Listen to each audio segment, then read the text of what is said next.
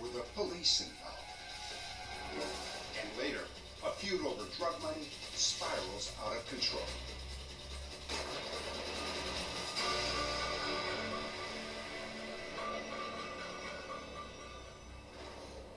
Our next story is about sex, murder, and charges that the police may be involved in the killing of two prostitutes. At the center of this unsolved crime is a madam who won't stop until she gets some answers. I don't think the murders were ever meant to be solved. They thought if it got solved, it would be a really big embarrassment to have police officers arrested for killing two prostitutes. Bring somebody the proof and the evidence needed for indictments or convictions. I will assist any agency in their apprehension. Until then, I'm not going to point fingers at anybody. Straddling the border between Kentucky and Tennessee is Fort Campbell, Kentucky. It's one of the largest Army bases in the world. And just down the road is the little town of Oak Grove, home of the New Life Massage Parlor. Hi, welcome to New Life. Here, a handful of girls give comfort to the troops. Tammy Papler is the owner of the New Life Massage Parlor. Right, Phoebe? Though prostitution is illegal in Kentucky, Tammy says the police didn't bother her because, well, they got quite a few benefits.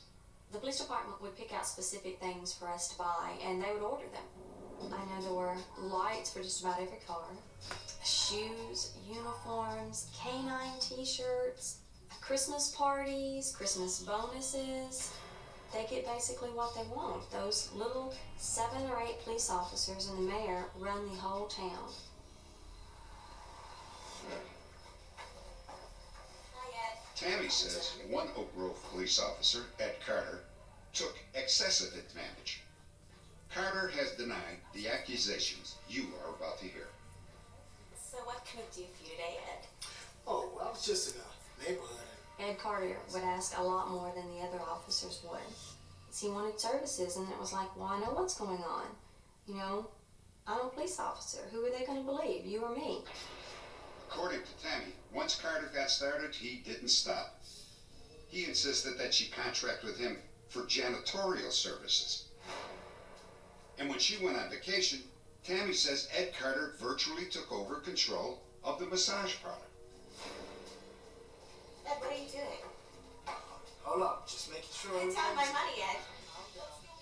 It was like he was the madam. I wasn't the madam anymore. It was actually like he was. He was the one who was in charge of the parlor. He was running it. Ed, put down my money. Look, I've helped you from day one. Ed, how much money of mine have you taken? I was furious with him.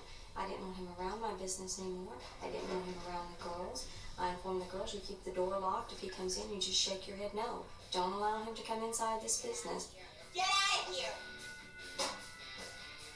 I told him, don't ever come around here again. Stay away.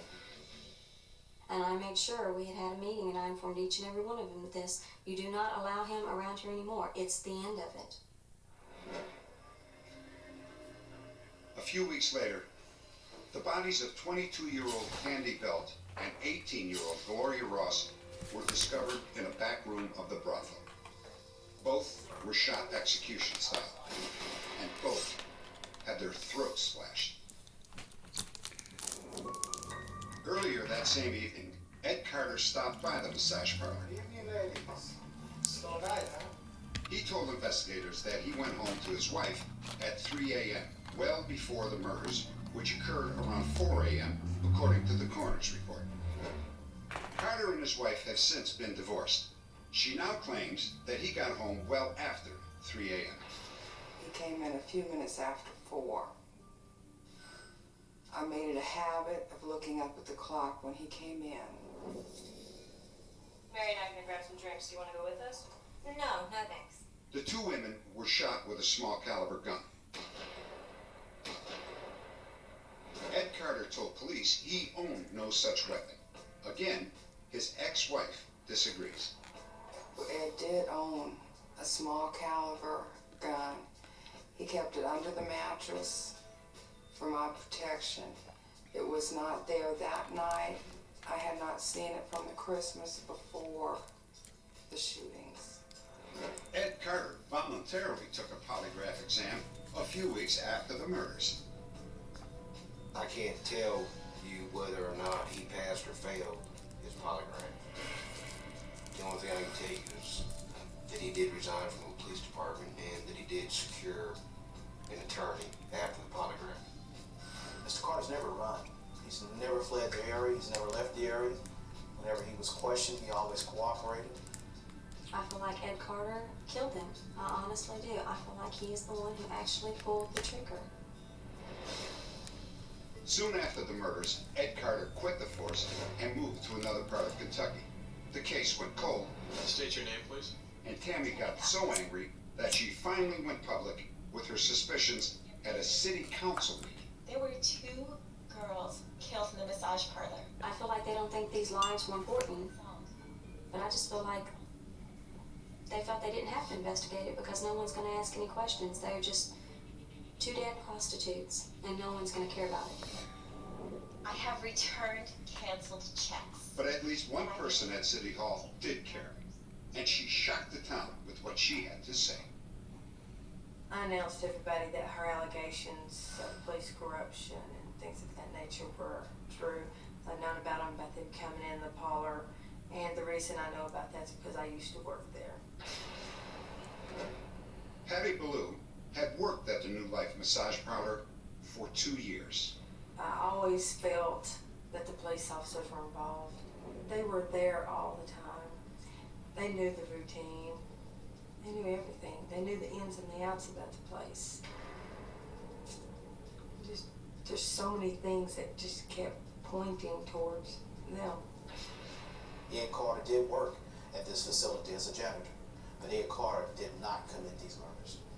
He wants to have this matter, as far as he's concerned, brought to closure.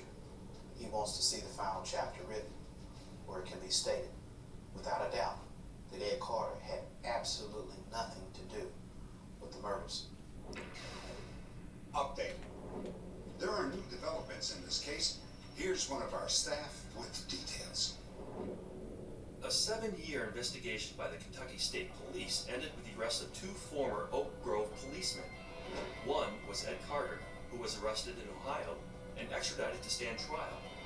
Another former police officer, Leslie Duncan, was arrested and charged with complicity to murder. A third man, Frank Black, who was not a police officer, was indicted for the murders of Candy Belt and Gloria Ross. All 3 defendants have been acquitted.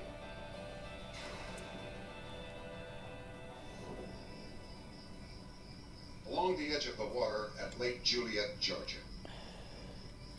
An attorney Michelle for Cartagena the and Grant prime Hendrickson suspect were stopped at a popular seems like parking Russell spot Eggert. called the Point. He's a black man though, Unfortunately for them, but it he was the wrong seems like place to Russell be Eggert. at night.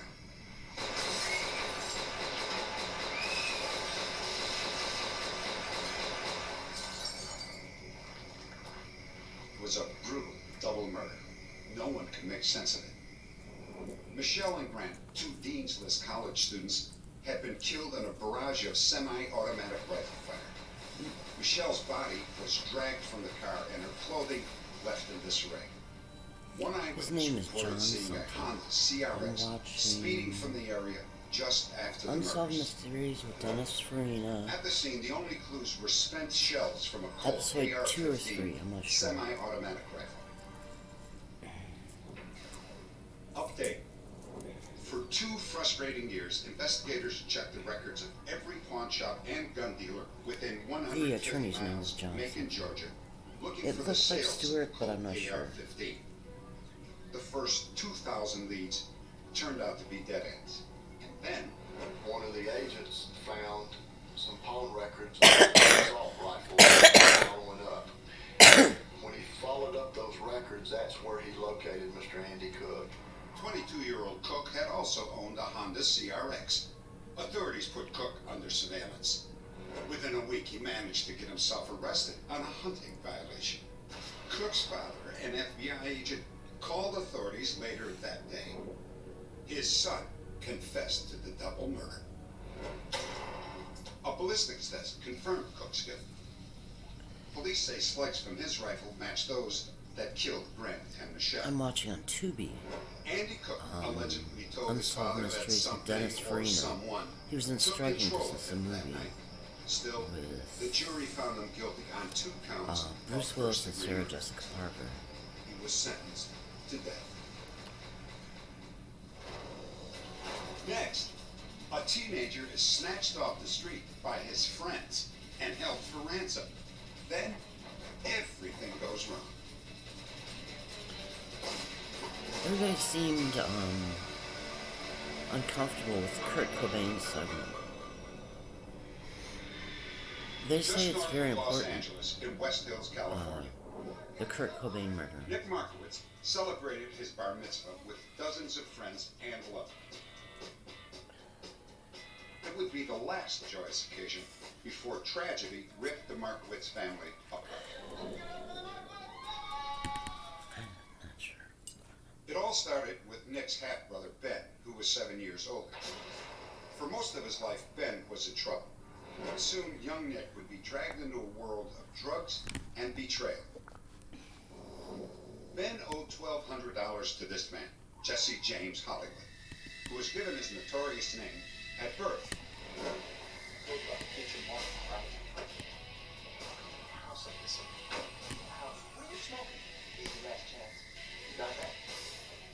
Jesse allegedly decided to pursue Ben and collect his money by any means necessary.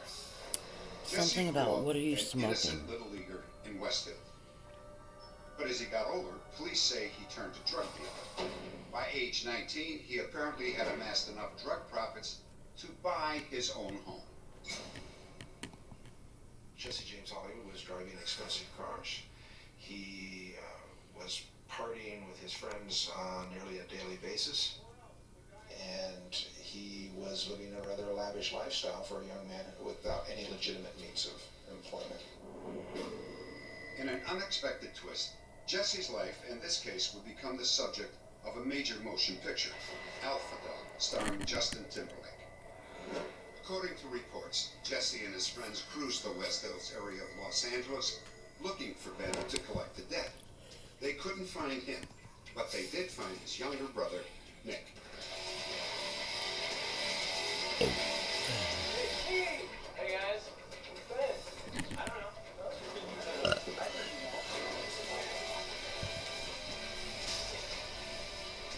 Witnesses say that they saw the van pull over and there was a physical confrontation and that young Nick was forced into the van and the van left.